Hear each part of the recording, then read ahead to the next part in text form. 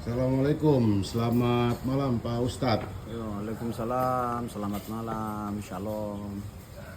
Ya, menurut Pak Ustadz, perkembangan politik di Papua, Provinsi Papua khususnya, kemudian terkait dengan beberapa putra-putra terbaik Papua yang maju sebagai calon gubernur dan wakil gubernur. Menurut Pak Ustadz, seperti apa? Ya, kalau sesuai dengan Undang-Undang Otonomi Khusus, mungkin untuk gubernur dan wakil gubernur itu memang harus dibuktikan dengan keaslian orang Papua. Tapi di beberapa kota itu kan ada wali kota, calon wakil wali kota. Ini sudah masyarakatnya majemuk ya. Jadi terlepas dari etnis, DNA, bagaimanapun juga mereka yang sudah kita ini sudah lama datang tinggal hidup, makan di tanah yang sama, sehingga itu ada hal-hal kearifan lokal itu harus diterjemahkan arahnya ke situ, sehingga ada penolakan beberapa saudara-saudara kita yang kebetulan itu bukan etnis Papua atau campuran. Hal-hal yang seperti ini sebenarnya bertentangan dengan kearifan lokal Papua itu sendiri. Padahal dalam sejarah membuktikan bahwa kearifan lokal itu bagaimana orang Papua menerima kehadiran saudara-saudara kita yang kemudian mereka ingin menjadi orang Papua, dan mungkin secara adat budaya, karena adat budaya itu terdiri dari 4 unsur, 7 unsur ya, termasuk makanan, termasuk kebiasaan hidup dan sebagainya, bahwa mereka itu adalah orang Papua, sehingga mereka secara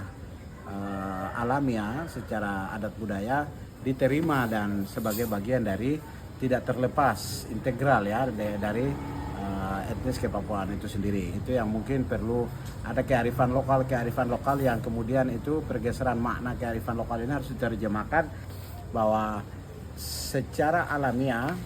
Jadi kalau di dalam fikih itu ya, usul fikih atau filsafat hukum Islam itu, asal usul segala sesuatu itu adalah ibaha atau mubah, boleh, tetapi kemudian hukum mengatur. Nah, karena adat budaya Papua itu sifatnya adalah ibaha atau boleh dan bisa menerima, dan itu menjadi bagian dari masyarakat adat Papua.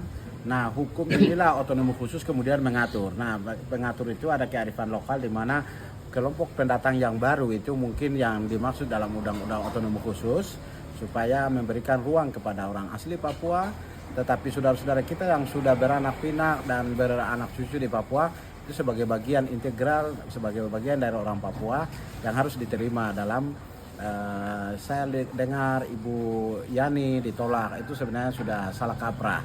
Menerjemahkan undang-undang otonomi khusus secara serampangan itu juga tidak boleh, tapi kita lihat bahwa ada unsur aspek di sini, ada aspek equality, humanity, liberty, dan solidarity. Jadi ada aspek kemanusiaan, ada aspek kebebasan, persamaan hak, kemanusiaan, ada aspek kebebasan dan lain sebagainya. Ini saya pikir tanpa harus diungkapkan orang Papua sudah memiliki penghayatan itu secara alamiah, sehingga proses ini berjalan baik. Nah, secara politis orang melakukan penolakan itu segala macam, itu juga mungkin karena secara politis, mungkin karena mereka ingin tapi itu lebih bagus dalam nuansa demokrasi itu harus kita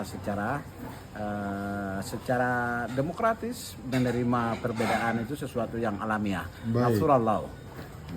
Bagaimana menurut Pak Ustadz calon-calon putra-putra terbaik kita seperti Bapak Paulus Waterpau, kemudian Bapak Matias Fakiri, kemudian di situ juga ada Pak Tony Wanggai dan juga Yan Mandenas dan juga Tommy Mano. Bagaimana menurut Pak Ustadz? Ya, menurut saya beliau ini adalah putra-putri terbaik Papua, apalagi Pak Paulus Waterpau, Jenderal Bintang 3, putra pertama dari Papua dari kepolisian.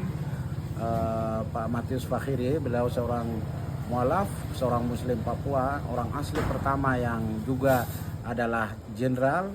Jadi saya mengapresiasi kedua tokoh ini untuk kemudian bisa memimpin Papua, karena dengan begitu latar belakang militer ini bisa menjaga teritorial keutuhan negara kesatuan Republik Indonesia, dan mereka tahu tentang bagaimana untuk bisa menyapa masyarakat Papua dengan hati.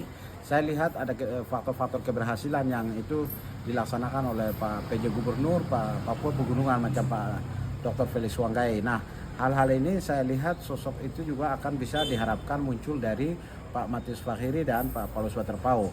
Persoalan apakah siapa yang berpeluang, saya pikir sama-sama punya peluang, hanya tinggal bagaimana memenuhi, orang bilang itu syarat ya.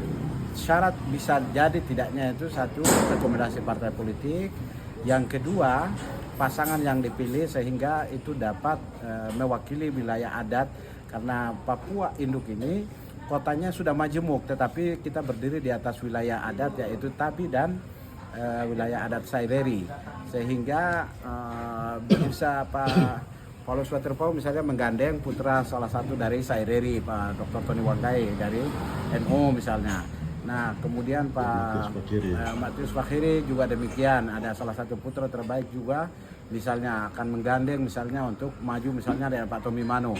Itu akan menjadi proses yang lebih baik untuk proses, katakanlah semacam proses politik education, yaitu politik bagaimana pendidikan politik ke depan itu secara sehat, secara kompetitif, dan itu secara berkeadilan untuk menciptakan Papua yang lebih baik. Saya pikir dua sosok ini punya kans yang sama-sama masing-masing cukup besar, dan beliau diantara salah satu kalau terpilih itu mereka kemenangan bersama. Itu yang mungkin saya harapkan, tapi secara pribadi saya mendukung semua pihak yang saat ini siapapun yang bisa memenuhi tadi, yang terutama adalah syarat. Kalau dialah mungkin yang lolos dari proses verifikasi atau syarat sebagai calon gubernur, kita sama-sama akan mendukung itu untuk Papua yang lebih baik, lebih maju, lebih majemuk, dan bisa lebih sejahtera. Itu saja, terima kasih. Baik, terima kasih Bapak Ustadz Ismail Aso untuk wawancaranya di malam hari ini. Terima kasih. Mungkin kesan-kesan terakhir. Kesan terakhir saya jujur ya sangat mengapresiasi ya dua jenderal ini, dan itu harapan kita rakyat Papua khususnya karena ini provinsi induk, sehingga kedua sosok ini saya mengapresiasi. Mudah-mudahan di antara salah satu itu bisa memimpin Papua ke depan untuk membawa kita ke hal yang lebih baik, lebih adil, lebih merata. Karena banyak sekali masyarakat Papua ini udah otonomi khusus, tapi masyarakat Papua ini sangat miskin.